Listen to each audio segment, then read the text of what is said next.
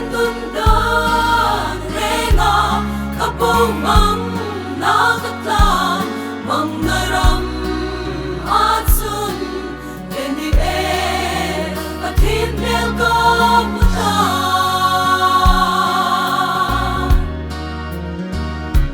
sa kopingan lemang misul el kania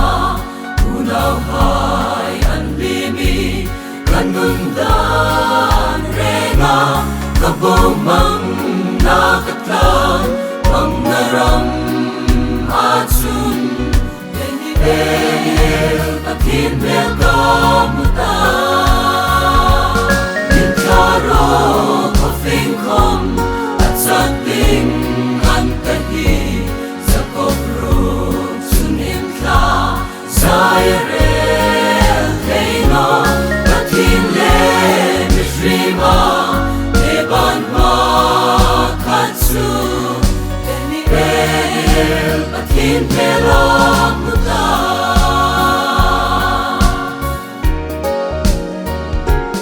Kasumla kamishri Keina lefel nahay Ing malo sumplakan nakashritin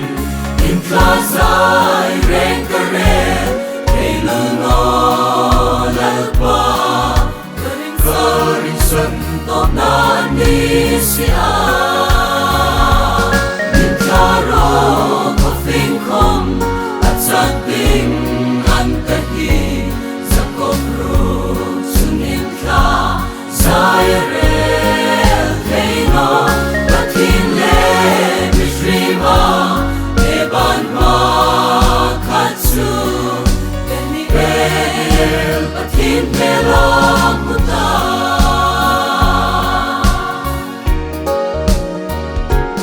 At hinmel muthaylo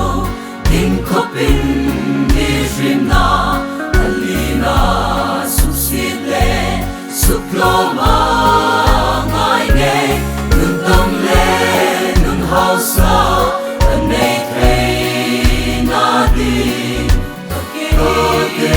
Subaylo trusti Inklaro kafingkom at sating antahi sa koprog sunimkla Zairel Keino at hinle mishrima Eban makatsu Keni at hintelang mutan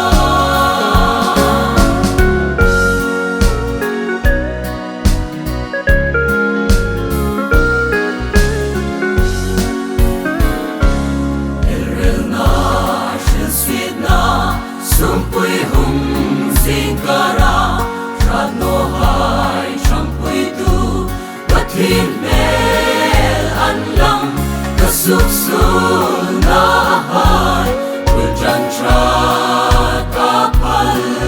Keni batin mel kamutan Inklaro kafingkom at sating antahi Zairel Keino at hinle mishrima Eban makatsu Keni at hintelang mutan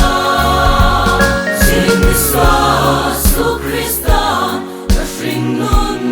intimtsu Ahung el vartai Inkima